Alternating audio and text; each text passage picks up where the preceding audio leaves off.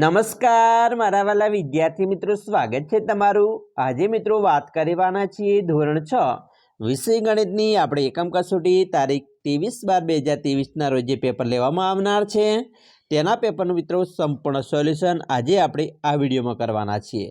વિદ્યાર્થી મિત્રો, વિડીયોની શરૂઆત કરીશું તેના પહેલાં તમે ચેનલમાં પણ પહેલી વાર આવેલા હોય તો ખાસ કરીને ચેનલને મિત્રો સબસ્ક્રાઇબ કરવાનું ન ભૂલતા, જેથી કરી અમે તમારા સુધી ધોરણ 6 ના તમામ વિડીયો મોકલી શકીએ।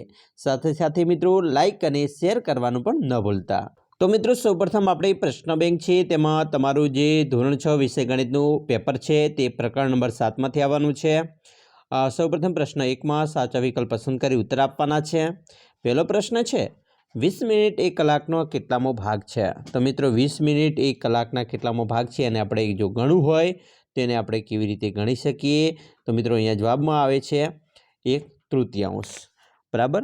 કારણ કે 20 મિનિટ એ મિત્રો આપણે 20 મિનિટ એ રીતે કરીએ તો કુલ 60 મિનિટ થાય છે, બરાબર, 3 વખત। તો આમ 3 વખત થયા એટલે 1/3 ભાગ કહેવામાં આવે છે। અથવા આપણે એ રીતે પણ કરી શકીએ, મિનિટ હોય તો એને 60 વડે ગુણવા પડે, બરાબર। 3 20 તરી 60, તો અહીંયા આવી ગયા 20, એટલે કે જે આવે છે તે 1/3 ભાગ છે। હવે આપણે આગળ વાત કરીશું 999 છેદમાં 999 બરાબર 1/1, તો અહીંયા જવાબમાં મિત્રો જે આવે છે તે આવશે બરાબર આવશે, બરાબર। આપણે બરાબર મૂકીશું।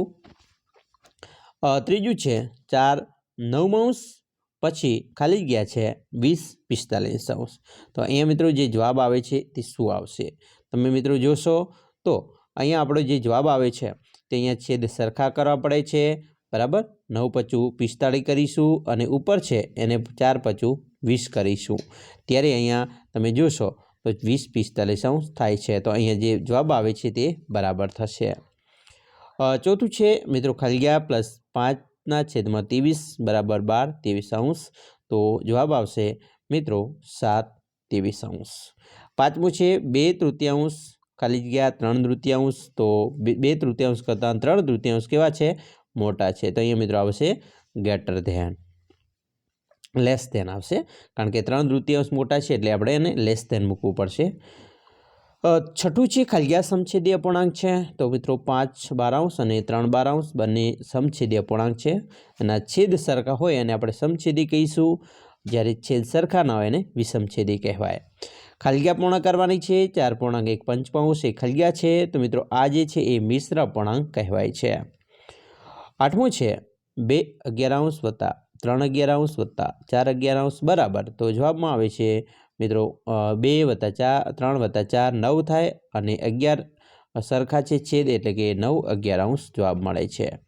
ખાલી એ ધન પૂર્ણાંક કે ઋણ પૂર્ણાંક નથી, તો મિત્રો 0 એ ધન પૂર્ણાંક કે ઋણ પૂર્ણાંક ન કહેવાય।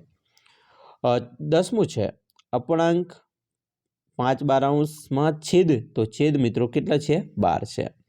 11 અશુદ્ધ અપૂર્ણાંકમાં છેદ કરતા અંશ ખાલી હોય છે, તો મિત્રો અશુદ્ધ અપૂર્ણાંક હોય એમાં છેદ કરતા અંશ છે મોટો હોય તો એને અશુદ્ધ કહેવાય। આગળ જોઈશું 3/2.1/3, તો અહીંયા મિત્રો જવાબ આવે છે તે આવશે 1/3। પ્રશ્ન 2 ઉપર જઈશું, ખરા ખોટા છે। 2/5 એ સંખ્યા રેખા ઉપર 2 અને 5ની વચ્ચે છે, તો આ વિધાન ખોટું બને। બીજું છે સંખ્યા રેખા ઉપર 1 અને 2 વચ્ચે અસંખ્ય અપૂર્ણાંક છે, તો આ વિધાન કેવું છે? સાચું છે। ત્રીજું 13/13 અપૂર્ણાંકની કિંમત 13 છે, તો મિત્રો વિધાન ખોટું છે, 1 આવશે। ચોથું 1 - 1/3 બરાબર 2/3, તો અહીંયા જે જવાબ મળે છે એ મિત્રો કેવો છે? ખરો છે। પાંચમું છે 4/9 વત્તા 5/9 બરાબર 9, તો વિધાન ખોટું બને છે। છઠ્ઠું 3/4 ગ્રેટર ધેન 3/3, તો આ વિધાન ખોટું છે। હવે આપણે માગ્યા મુજબ જવાબ આપવાના છે, જેની અંદર વાત કરીશું 2/6, 8/6, 4/6 અને 6/6 અપૂર્ણાંકની સંખ્યા રેખા પર દર્શાવો। તો અહીંયા મિત્રો આપણે આ રીતે સંખ્યા રેખા ઉપર એને દર્શાવી શકીએ છીએ। આઠમું છે કોઈ પણ એક નો ઉપયોગ કરી જગ્યા ભરવાની છે। અહીંયા મિત્રો જોઈશું 4/4 પછી ખાલી જગ્યા, તો અહીંયા મિત્રો બરાબર આવશે, કારણ કે 4માંથી 4 જાય તો 4 × 4 વધે 1 એટલે કે બરાબર આવે છે। અહીંયા 2005ના છેદમાં 2005, તો અહીંયા પણ મિત્રો 2 જતા રહે, 2005 તો 1 વધે છે એટલે કે બરાબર આવશે. આગળ વાત કરીશું, ગણતરી કરી દર્શાવવાનું છે શું? 9/16 અને 5/9 સરખા છે? તો મિત્રો સરખા નથી, આપણે એને કહી શકીએ.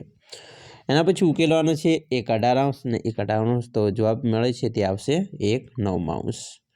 આપેલી આકૃતિમાં રેખાંકિત ભાગ કયો અપૂર્ણાંક દર્શાવે છે તે લખવાનો છે. તો મિત્રો અહીંયા તમે જોશો કુલ 18 છે અને 9 ભાગ રંગીન છે, તો 9/18 આવે છે. 12મું છે, આપેલ આકૃતિમાં રેખાંકિત ભાગ કયા અપૂર્ણાંક દર્શાવે છે? તો મિત્રો અહીંયા રેખાંકિત ભાગ કુલ 19 છે, બરાબર, અને 5 પેલા છે, તો 5/19. પ્રશ્ન 3 છે, માગ્યા મુજબ જવાબ આપવાના છે. મિત્રો નીચે આપેલા સરવાળા અને બાદબાકીના બોક્સ કરવાના છે, તો આ રીતે આપણે કરીશું મિત્રો. પછી બાદબાકી કરવાની છે, બરાબર, અહીંયા બાદબાકી કરેલી છે, 2/3 - 1/3, જવાબ આવશે 1/6, બરાબર. એ રીતે બાદબાકી કરવાની છે, 5/6 - 2/9, તો 11/18, બરાબર. એવી રીતે બીજી બાદબાકી છે. તો આવી રીતે તમારા દાખલાઓ છે મિત્રો સરસ મજાના છે અને તમારે જાતે ગણવાના રહેશે. જો આવી રીતે ગણશો તો તમને મિત્રો સારા એવા ગુણ 25માંથી 25 છે પણ મળી જશે. તો અહીંયા મિત્રો સરવાળા ગણવાના છે, ગણતરી કરી યોગ્ય સંકેતો મૂકવાના છે. 8મો દાખલો છે, પછી સરવાળા કરવાના છે, જવાબ તમને આપી દીધો છે. 10મો સરવાળા કરવાના છે.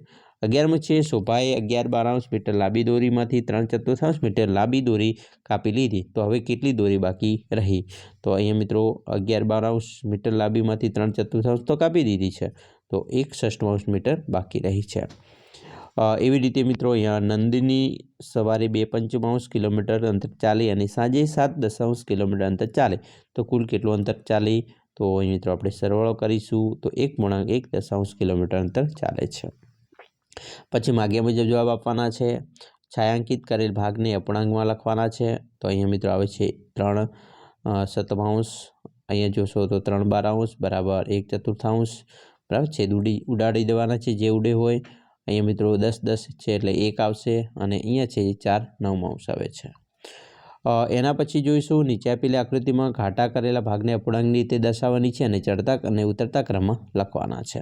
તો આપણે અહીંયા મિત્રો અપૂર્ણાંક ભાગ છે, ચડતો ક્રમ છે અને ઉતરતો ક્રમ પણ લખેલો છે. તો આવી રીતે તમારું પેપર છે એ મિત્રો આવવાનું છે. ખાસ મિત્રો આ મોડેલ પેપર છે, તમારું પેપર પણ આ રીતે પૂછાશે. તો અમે આશા પણ રાખીએ છીએ કે તમને આપણો આ વિડીયો છે ખૂબ જ ગમ્યો હશે. મિત્રો વિડીયો ગમ્યો હોય તો લાઈક કરજો, તમારા મિત્રો સુધી શેર કરવાનું ન ભૂલતા, અને ચેનલમાં નવા છો તો મિત્રો ચેનલને સબસ્ક્રાઈબ કરી લેજો, જેથી કરી ધોરણ 6ના તમામ પ્રકારના વિડીયો તમને સૌપ્રથમ આપણે ચેનલના માધ્યમથી મળતા રહેશે. તો ચાલો મિત્રો આપણે ફરી મળીશું નેક્સ્ટ વિડીયોમાં. ત્યાં સુધી અમને રજા આપશો. જય હિન્દ, જય જય ગરવી ગુજરાત.